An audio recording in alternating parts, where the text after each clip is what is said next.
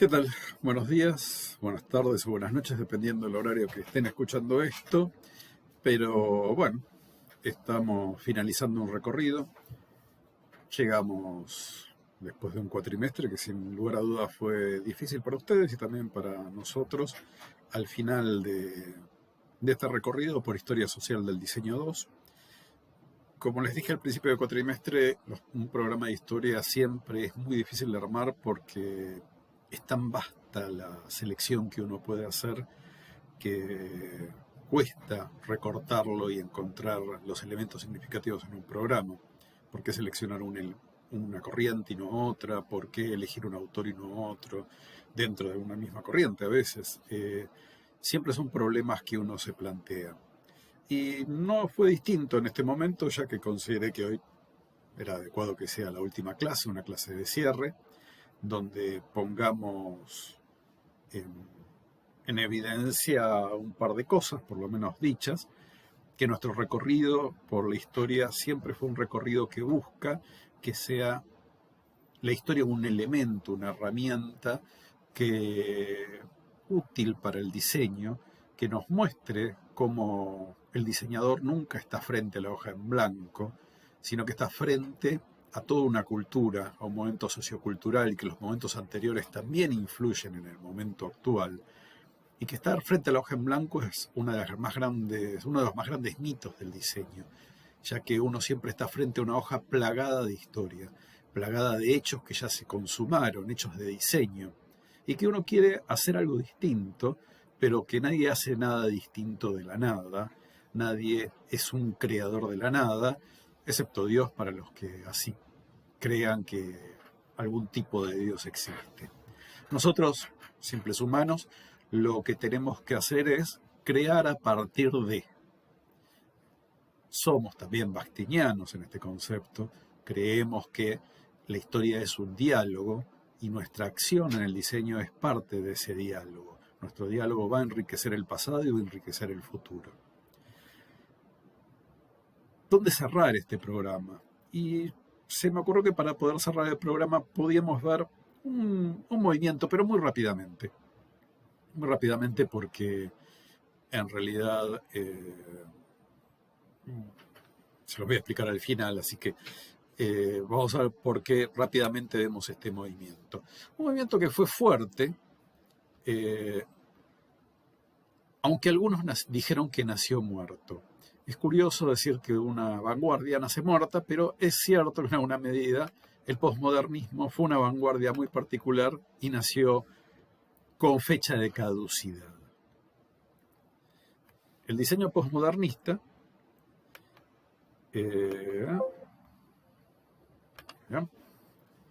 que tuvo increíblemente mucho efecto en la arquitectura. Y digo increíblemente porque en general ustedes habrán dado cuenta que todas las vanguardias avanzan primero por las cuestiones que tienen menor costo, ¿no? O sea, es más fácil ser un vanguardista cuando uno pinta y el costo es la tela y los óleos, que cuando uno es escultor y el costo es el pedazo de mármol y el tiempo que lleva esa escultura. Y es por eso que también la escultura avanzó de una forma distinta que las artes visuales, que las artes gráficas. Entonces, en el fondo hay siempre un problema económico. Si nos ponemos marxistas, siempre lo económico es determinante en última instancia, como también podría haber dicho Althusser. Siempre hay una cuestión económica que determina nuestra voluntad política de hacer. Pero el posmodernismo fue un movimiento fuerte también en la arquitectura, aunque, por supuesto, con algunos elementos que serían más propios para el olvido. Sin embargo, el posmodernismo nace como un desafío a un movimiento que es el que vimos nosotros, que es el movimiento del estilo internacional, derivado del racionalismo, que era, por supuesto, toda una corriente derivada de Bauhaus y que lo que consideraban los diseñadores es que le había sacado humanidad al diseño. Se había vuelto un diseño frío y, como se definió, estilo internacional, un estilo que era igual en cualquier lugar del mundo. Como reacción, ustedes siempre han visto que los movimientos surgen como reacción a los anteriores, surge el movimiento posmoderno. que se pone justamente por detrás, ¿no? Se llama posmoderno. Esto va a dar un montón de problemas a las etimologías después, porque si lo moderno es lo último, lo que está después es lo posmoderno, entonces ¿cómo sigue? Bueno, ese fue un parte de un debate también. En el diseño gráfico también el posmodernismo tuvo bastante fuerza, y en el diseño industrial, o sea, en todo caso la virtud del posmodernismo fue que abarcó todas las áreas del diseño, en algún aspecto, también el cine. Hay una parodia, básicamente el posmodernismo se ríe de la historia, es paródico. Habla de la muerte de la historia. ¿Pero por qué habla de la muerte de la historia? Bueno, porque en esa época había corrientes teóricas que hablaban del fin de la historia, el fin de los tiempos. ¿De qué forma lo decían? Bueno, la historia siempre fue la sucesión de luchas, ¿no? De poderes, de alguien que luchaba, otro que vencía. Esta eterna crisis de las naciones eran las que generaban la historia, el cambio constante. Para los 80, Estados Unidos parece ser el protagonista de la política internacional. Y parece entonces que se va a ser declarada una especie de policía mundial que va a controlar la paz mundial. Entonces había mucha gente que hablaba del fin de la historia, porque ya no iba a haber crisis, entonces al no haber crisis no iba a haber historia. Esto por supuesto era a nivel teórico y por supuesto se demostró que no fue así. Las crisis siguieron, nuevos actores surgieron y el mundo siguió andando. Está en contra del funcionalismo de la Bauhaus, por supuesto, el posmodernismo no es básicamente funcionalista. Mezcla los estilos, y al mezclar los estilos hace algo interesante. Ya no le importa que el estilo venga del arte. Los estilos pueden venir de cualquier lado. Pueden ser estilos vernáculos, pueden ser tramas de ornamento de vestidos pasados a la arquitectura, variados de escala. Hay una búsqueda hacia cualquier aspecto de inspiración, pero también en este sentido es muy exuberante, muy gracioso, muy humorístico. República Checa, un edificio que se llama Ginger y Fred, porque parece que son los dos bailarines que están en un momento de danza. Y fíjense cómo acá se ven estas cuestiones del posmodernismo que hablábamos, ¿no? O sea, nada más forzado que las columnas torcidas, que el edificio retorcido en un entorno claramente clásico. En el posmodernismo hay mucho gusto por la decoración excesiva, gigante, innecesaria, muchos colores pasteles, formas muchas veces caprichosas. Este edificio que parece una torta que está abierta, pero con esta baranda que parece Art Deco. O este edificio que es una pura fachada. El posmodernismo hizo un elogio de la fachada y la decoración, hizo un elogio al ornamento. Y en vez de poner cariátides gigantes, hombres tradicionales sosteniendo los techos, ponía estos muñequitos. Este interior, por supuesto, fue un movimiento que sirvió muy bien, igual que el Art Deco, hay que decirlo, por ser un estilo tan decorativo, tan exuberante, tan exagerado, tan divertido, para los casinos de Las Vegas, para lugares de recreación, para hoteles apart, un estilo muy explotado por esos grupos. Fíjense la exageración de los propíleos acá, ¿no? Esto parecería que tiende a ser clásico, pero hay una exageración de columnas, de propíleos, hay como algo que está de más, siempre hay una ironía. O cómo atraviesan estos elementos, podría dudarse si ese objeto es exactamente posmodernista. Las casas transformables, o estas que son verdaderamente exageraciones, ¿no? Realmente cosas muy extrañas que se han hecho en loas de ese movimiento posmodernista, mucho más comunes haber visto estas pequeñas decoraciones que incluso las pueden ver en la ciudad de Buenos Aires, que pertenecen a este periodo de los 80.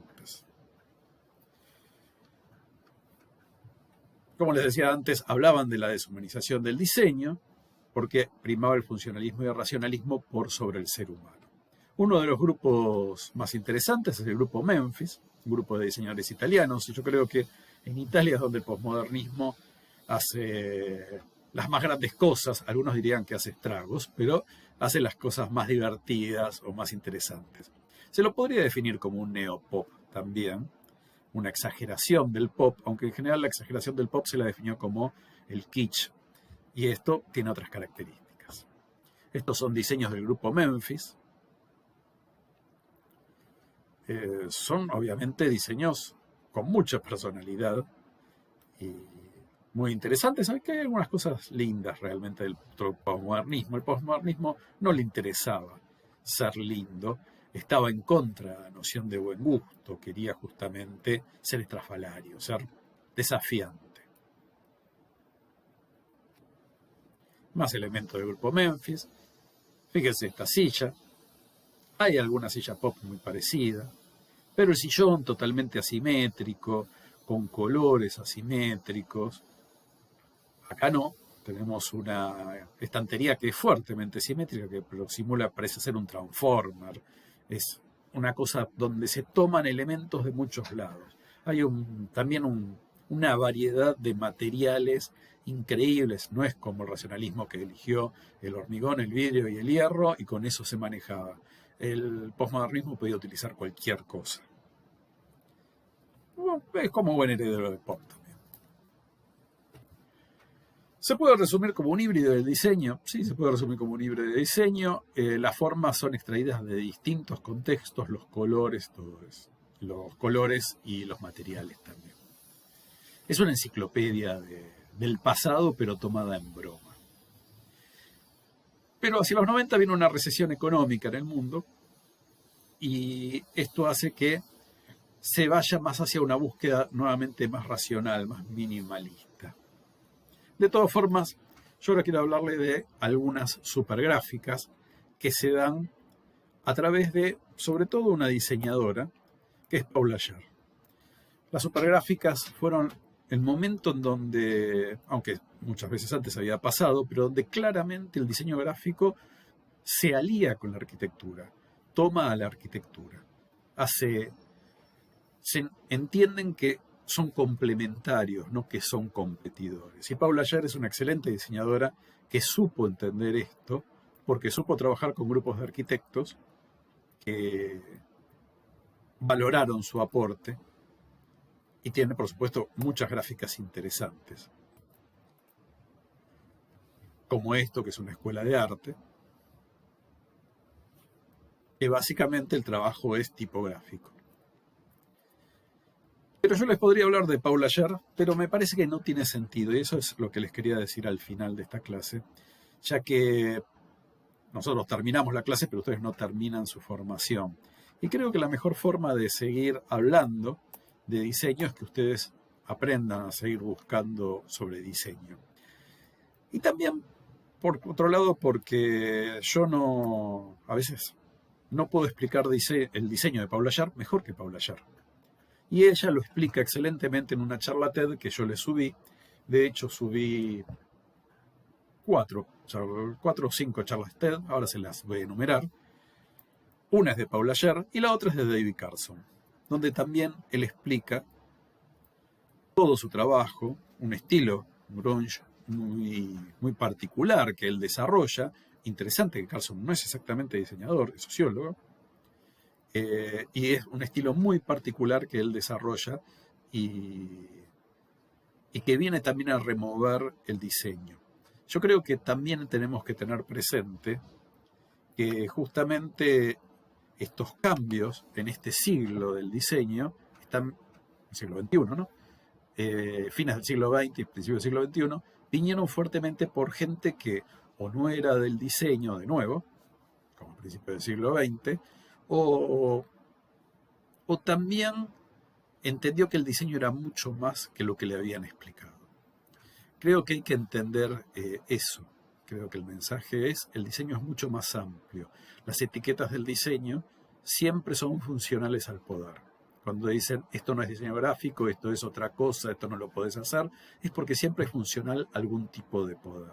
El diseño es mucho más amplio y ahí probablemente yo vuelvo a tener una postura muy Bauhaus, muy olmiana, ¿no? O sea, el proyecto es una concepción global. Creo que los diseñadores podemos ser diseñadores primero y después especializarnos en algunas cosas. Pero primero somos diseñadores. Les cuento brevemente las charlas que les dejo. Les dejo una de Amancio Williams, que soy una compañera de ustedes en virtud de la clase pasada, que le pareció interesante y a mí también me pareció interesante. Estaba en Canal Encuentro, era un poco larga, pero por eso no la había subido, pero me parece que ahora tienen tiempo de verla, así que pueden verla. Les dejo la charla de Paula Scher.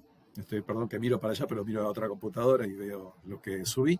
Les dejo a Paula la charla TED de Paula Scher, que se llama Diseño serio versus diseño solemne, y creo que es un buen punto. ¿Qué diferencia hay entre ser solemne en el diseño, que parece algo importante, y qué diferencia hay entre ser serio en el diseño, que muchas veces puede ser juguetón, como decíamos al principio de cuatrimestre? Les dejo a David Carson, que se llama Diseño y Descubrimiento, justamente el camino que él hace para llegar al diseño. Una de un diseñador, un tipógrafo, ya que estamos en la UNLA, me pareció que tenía que haber un tipógrafo inglés, Matthew Carter, que se llama Mi vida en tipografía. Es un tipógrafo que muchas tipografías de la web son diseñadas por él. Una charla de alguien que no es una diseñadora, sino que es una curadora, Paola Antonelli, que dice que hay que entender el diseño como arte. Y esto es para, un poco por la charla que tuvimos la semana pasada, para entender que la cuestión de si el diseño es arte o si es proyecto no es una discusión saldada en absoluto, sino que es una discusión permanente y que va creciendo día a día. Yo les conté mi opinión, les conté lo que pensaba Marta Satongi, pero me pareció interesante también escuchar a esta mujer y también entender por qué las piezas de diseño entran en los museos. Es muy curioso pensar eso, ¿no? O sea, hoy los buenos diseños entran en los museos. ¿Esto qué quiere decir? ¿Es bueno o es malo? Y eso hay que también planteárselo. ¿Quiere decir que el museo cooptó el diseño o que el diseño logró un lugar nuevo? Habría que pensar que si es positivo o si es negativo también, porque recuerden que las vanguardias lo que hicieron fue el movimiento contrario, ¿no? Querer salir del museo para que sea accesible a todos y no que sea algo de élite. Recuerden también que el buen diseño fue cooptado por la industria y como que la industria nos regala el bueno, ahora los reconocemos como algo más. Creo que ahí se abre otra discusión. Lamentablemente no tenemos tiempo de desarrollarla, pero creo que ahí se abre una discusión más teórica, quizás muy, muy interesante. Si es bueno que el diseño entre en el museo o si es bueno que el diseño esté en la calle. Yo abogo por la segunda, creo que el diseño tiene que estar en la calle. El museo es un lindo lugar también, yo voy seguido y puede haber diseño en los museos, pero no nos tenemos que olvidar de nuestro lugar.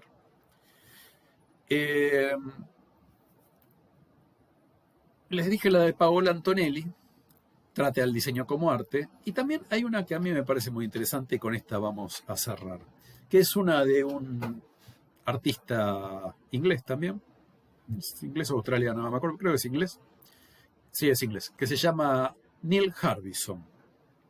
Neil Harbisson es un artista muy particular. Yo suelo pasar esa charla TED en los cursos.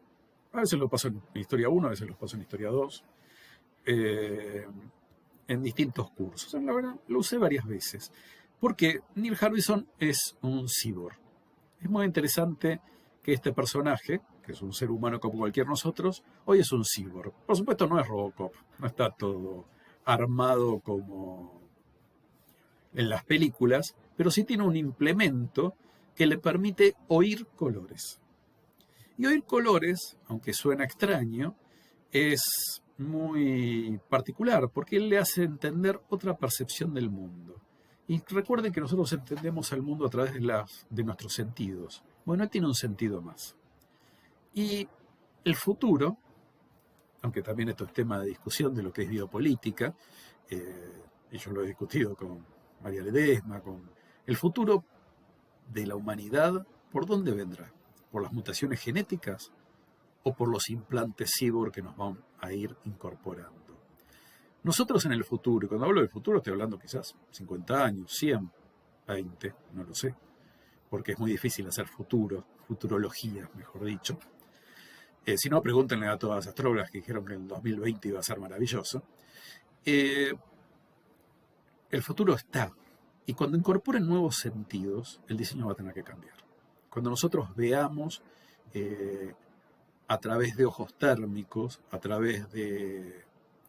sintamos cosas que no se pueden sentir con nuestro tacto. Hay otra cyborg que puede presentir los terremotos o las vibraciones en el suelo por más suaves que sean. O sea, tiene un sentido extra. Y estos sentidos ya no son comunes, son como adaptativos. Lo vimos en 1000 películas. Lo vimos en Star Trek, lo vimos en Star Wars. También tiene una mano, una prótesis, pero es parte de ser cyborg. Lo vimos en Robocop. Vemos que tienen visión de rayos X. Bueno, pero todo eso ya es posible. Neil Harbisson oye colores y eso le permite entender el mundo de otra forma. Y ese mundo que dentro de algunos años, quizás 100, 200, 300, se entienda de otra forma, va a tener que ser diseñado de otra forma. Es un mundo interesante el que viene, aunque no exento de peligros. Sin lugar a dudas, es un camino peligroso, pero un camino muy interesante que les va a tocar a ustedes recorrer, que son los que se están formando en diseño, no sus profesores, que ya están más cerca de ese grupo de riesgo que de otra cosa, yo me incluyo. Pero hay que tener presente que ustedes van a ver un mundo distinto, un mundo que está cambiando. Por supuesto, la revolución digital ya quedó. Esta también es otra revolución. La pandemia nos hizo comunicarnos de otra forma. Estas revoluciones van cambiando nuestra forma de comunicarnos. Este futuro vendrá por mutaciones genéticas. Van a tocar nuestros genes para que veamos mejor, para que no nos enfermemos, para que veamos más lejos. O simplemente se pondrá un implante en el ojo para poder ver rayos ultravioletas y entonces diseñar para esos que ven rayos ultravioletas o cualquier otra cosa que no sabemos cuál es. La ciencia ficción, cuando es ciencia realmente ficción, nos adelanta a este futuro. Creo que vale la pena pensar sobre eso, porque creo que alguno de ustedes va a ir viéndolo. Les dejo también 2 libros, un texto corto, no 2 libros, un texto corto que es de Von Sipe, que se llama El diseño en crisis, que habla de diseño y la sociedad y el momento. Me parece que también entender que las crisis son parte de nuestra formación. Y un libro que es Diseñar Hoy de Raquel Pelta, ese libro se los dejo entero, que hace un raconto del diseño, por sobre todo una fuerte visión de lo que es el diseño social, que es lo que a mí me parece más interesante, ya que el diseño, como se dijo, el diseño será social o ya no será. Y que detrás de toda ética, como decía Santoro, un poeta desaparecido, hay toda estética, es una ética. Así que terminando con esta frase de Santoro, toda estética, una ética es. Vamos a cerrar el curso de Historia del Diseño 2. Como les dije, les dejo el libro, no van a tener trabajos prácticos esta semana, pero también, como dicen en El Hombre Araña, un gran poder implica una gran responsabilidad, así que tengan presente que ese libro sí va a entrar en el examen final y en los exámenes parciales, ténganlo leído. Bueno, espero que lo hayan pasado bien, espero que haya sido interesante para ustedes y quizás nos veamos en algún otro momento.